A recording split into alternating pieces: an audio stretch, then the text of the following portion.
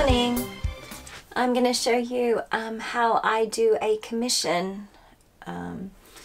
What I get ready is usually a few images. People will send me images of the things that they want painted, and then I'll do some kind of practice sketching, that kind of thing, and kind of look at the image that I want to make, and then I'll transfer that image onto the paper.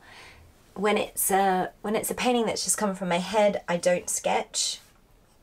But when it's an actual kind of image that has a face, for instance, then I definitely do a sketch, because just to get the proportions kind of right and make sure that it kind of looks right.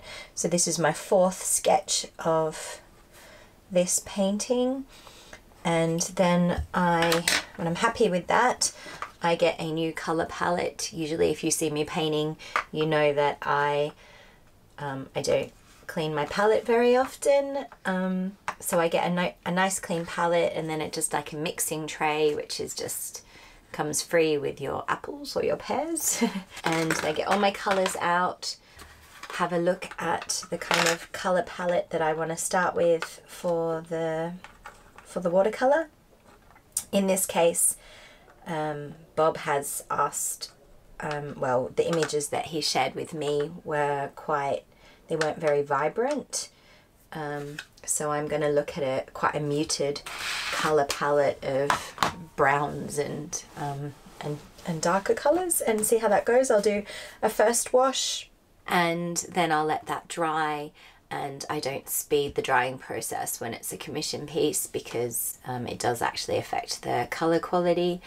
And so I'll work on several other things at the same time, like cleaning the boat, and then I'll come back and do a second go over, and that's usually where I know whether or not I'm going to scrap this piece and start again, or if I'm going to push through. And then I check my perspectives, and I put in the details at the end. Where we're at with that, I'm going to go in with a little bit of a brown wash, which I will make a few bits there,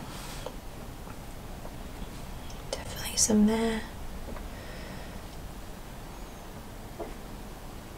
building up a bit of a layer on that bit.